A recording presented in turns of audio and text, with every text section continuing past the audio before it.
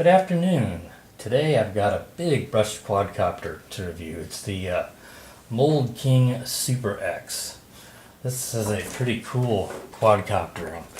Comes with some pretty neat graphics on there of the quadcopter and some of the characteristics. So it does not have a camera with this particular version, but you can buy a camera for it, which I'll touch on in a minute. But it does show that in the box, so don't be misled by that thinking that it comes with a camera, because you can see it mounted. Excuse me, looks a lot like a Sigma X8C type of a camera. The quad itself is just really nice looking quad. It's a big quad. It's got a glossy. This one is black. I don't know if they make another color or not, but a glossy finish. Even though it has like a speckled finish, almost like you'd see in a car. I really like the finish of it. The Super X logo and the orange accents on the arms here. The landing gear is really nice. Works really well for landing. You just have to pop these landing gear on, and then you have to put 4 little screws, 2 in each one. It does not show you in the instruction manual how to attach the legs. So they go on so securely, you'll think, oh, this is just fine, I don't need to worry about anything else. And then you start to fly it, and then the legs start to fall off, which happened to me. So I went back and noticed that there was spots for screws. So you want to make sure that you use the screws. The screws come in a bag. The charger also comes in this bag. Just little extra screws for the prop guards, and a screwdriver for installing the legs, the landing gear, the prop guards, and to remove the propellers. It does not come with spare props. That's a bit of unfortunate. I would like to have seen some spare props, because obviously you break these, you're going to have to wait to order those props, and I'm not sure if other brands of props will work on this. It looks rather specific, so you probably would have to buy them from Mould King. So that's a little unfortunate, but I've had a few crashes and no problems with the props so far, and that's fine without the prop guards. The prop guards here are rather large prop guards, so you put those prop guards on, and you're going to have a lot more protection on the the propellers. But I don't like to fly with prop guards just because it makes it easy to get them caught in a tree branch, or just makes the whole quad so much larger, and it's already a pretty big quad. It weighs 311 grams, so that's without the prop guards. The prop guards are another, I think it's another 36 grams the prop guards weigh, so it brings up to a total of 347 grams if you install those. So it does require FAA registration in the United States. If you have your registration number, you do have to put it on this quadcopter to fly it. But it has a lot of power with these large brush motors, so it's a good camera quad if you want to attach a camera to it or buy the one that they sell for it. Now it does come with this charger, and I was like, well, why does it have 2 JST plugs? I was opening it up, and it's got the little Mould King logo. It's a nice looking little charger. But I originally thought, oh, that's cool, it must come with 2 batteries. But whenever I popped open the quadcopter, on the bottom here, you just slide the bay door back, and the quadcopter battery was already in there. I know, there's 2 JST connectors here on the bottom. So, well, that was odd. Well, the battery itself is essentially a hybrid battery. It's one of the more unusual things I've seen. It is a 850 milliamp per hour, 1S LiPo on each side. So that's why it has 2 JST connectors. So it's essentially a 2S LiPo, 7.4 volt, but it's not parallel. So with the 2 connectors, it's still 850 milliamp. But it's just an unusual decision. It's not a deal breaker, because it's easy enough to buy these 1S LiPos in different sizes with a JST plug and just tape it together. And as long as it fits in the bay, you just plug each one in, and you're set. A few bucks for each battery. So, it's not the end of the world. It's just that I don't think you're not going to be able to find this battery specifically for it unless you can find it from Mould King. You're not going to find other companies using that. So, thankfully, you can make your own battery really easily, but it's just an odd decision. But when you plug it in on the bottom, you've got to have them both plugged in. Obviously, you plug in one, it will not power up. But you get them both plugged in, and then it powers up. So, that's just one thing to keep in mind. You get both of them plugged in, but thankfully it's got an on and off switch on the bottom here. It's kind of small, but you can get it all plugged in and take it wherever you want to go and turn it on. So it makes the hassle with the battery a little bit less of a problem. right next to it, it's got a little spot for hooking up that proprietary camera that comes with it that attaches on the bottom of the battery bay door, and you can control that from the transmitter to take photos and video. But I would probably recommend putting just like a credit card DIY mount. You can find those videos on YouTube, and like a run cam. If you got a run cam or a Mobius, this thing would haul that around no problem, and you'll get jello-free video, because I'm pretty sure that the camera they sell for it is going to have quite a bit of jello with no dampener on it. So I always want to take that into mind.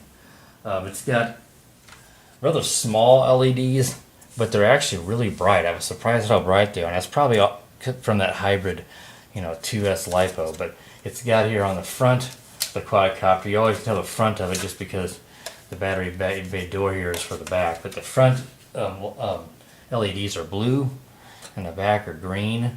So it's a nice contrast. Makes it easy to determine your orientation. So I do like the LEDs. I could see them just fine during the day, unless you're far away, obviously. Up overhead, they're easy to see. In the evening, they're great, and of course at night they look awesome. So the LEDs are a bonus. I really like the LEDs. I get a good run time out of this of around 8 minutes. So that's pretty decent for a quadcopter this size, and the 850 milliamp total battery. So it is a good long flight time. It takes about an hour and a half to 2 hours to charge with a little charger that comes with it. It's got 2 red lights inside of it that light up, and a green light that shows you it's powered up, and each red light will go off when it's finished charging.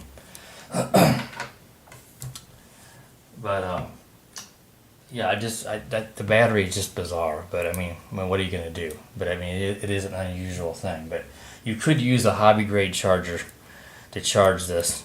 But you'd have to, if you don't want to modify anything, you're gonna have to charge each cell, which I did do, and it still took 50 minutes to balance. You can't balance charge. There's no balance port, but just to charge it. And I was charging, I think, 1.2 or 1.3 amps. So not double, but I was charging at pretty good rates. So it does take a while, but I get an even better flight time using my my hobby grade IMAX charger. So now whenever you are flying it and you reach that 8-minute mark or so, and you hit that low voltage alarm, the lights start flashing. There's a really short low voltage alarm, about 15-20 seconds, and then I was at maybe just 10 feet up or so, and it was blinking. And I was going to see how long the low voltage alarm went, and it just fell, because once it gets to a certain voltage, it just cuts the motors. So if you're up high and you hit it, that would be a problem. So I recommend a timer.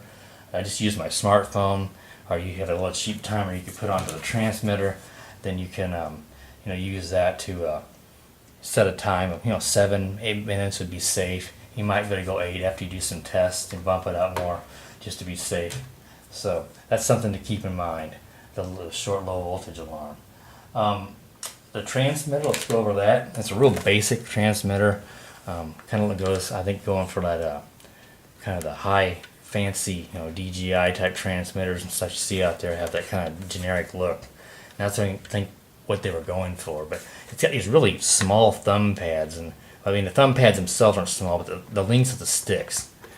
So I'm a thumb flyer. It works fine for me, but it's still easy to kind of have your thumbs slip off a little bit when you're flying, so you have to keep that in mind. But it works fine for me. If you're a pincher though, this is not going to be a very easy flyer, because it's such short sticks and you can't swap them out. They are all molded into one. So you got your trim buttons here, the pitch up and down, the roll left and right here on the side.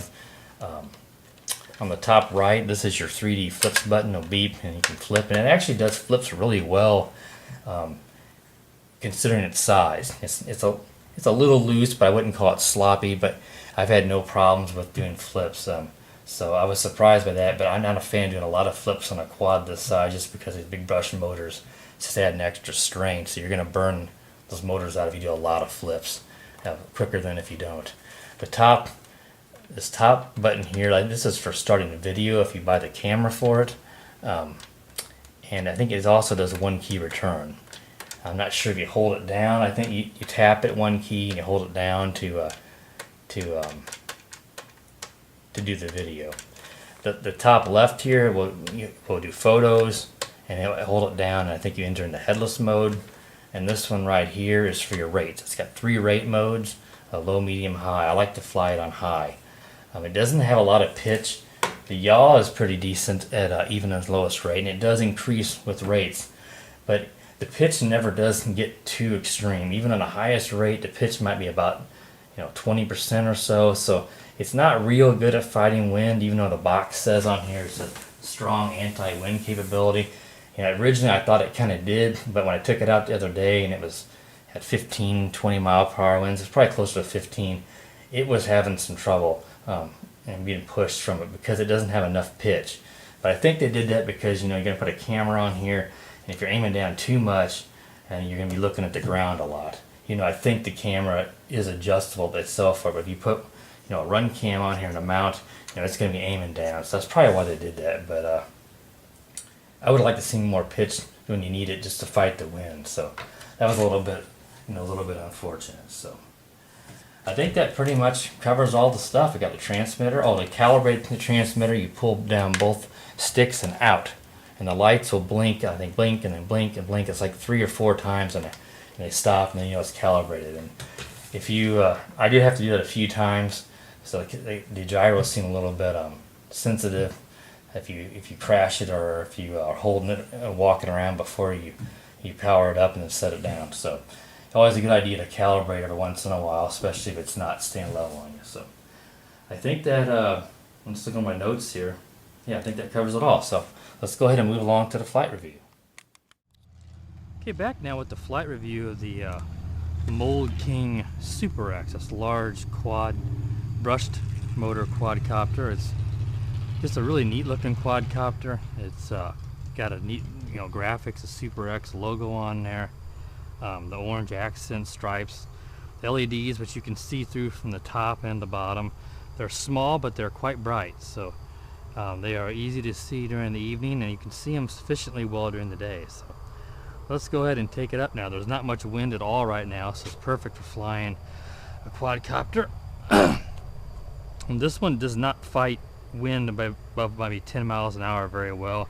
I would like to have seen more pitch, even on the highest rates. So that's one reason why I waited till the wind calmed down. But it does do okay in the wind unless it's above maybe 10 miles an hour. Then it kind of has trouble because I just didn't have much pitch on the high rates. So let's go ahead and take it up.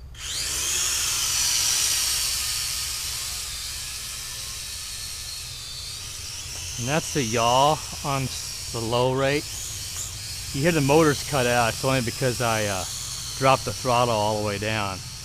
These sticks are a little bit small, so it's kind of easy for your thumb to slip a little bit. Go ahead and take it up to intermediate rate. It's a little bit better, but still doesn't have a lot of pitch, and that's because this is made to be a camera quad, and you don't want a ton of pitch for that, but it makes it a little harder for fighting the wind. Let's actually land it here and calibrate the gyros.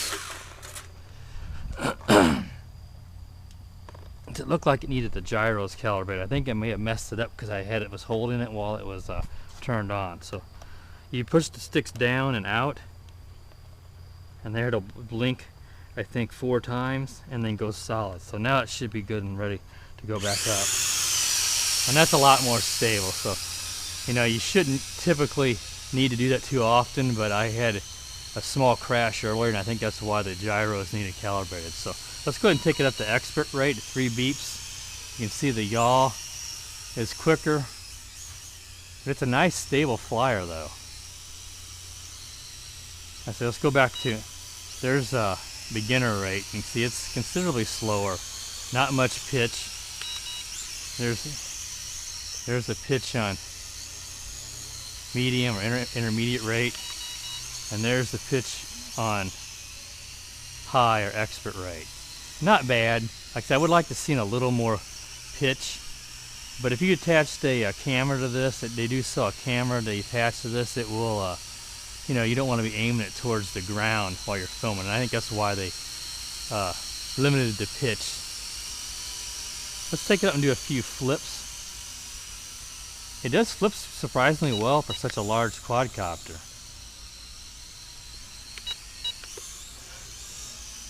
it recovers pretty well, because this is not a light quadcopter. It doesn't feel heavy to me.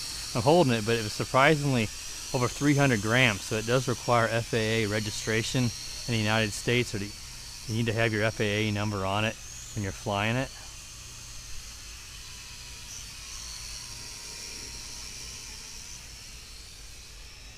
See, the LEDs are easy to see, the green in the front and the blue in the back, especially when you're not flying full pitch at you there, but should be able to see them there. Let's fly it up overhead so we can get a look at the LEDs. They should be fairly visible now. But it's a nice flyer. I think it's a good camera bird. I think you could put a run cam on there with a DIY anti-jello credit card mount, and you would be getting some really good video with it. The camera they sell for, I don't think that's gonna be a very good camera. It is an adjustable angle camera they sell for it. You do get the controls to activate it by your controller. So. What are you doing?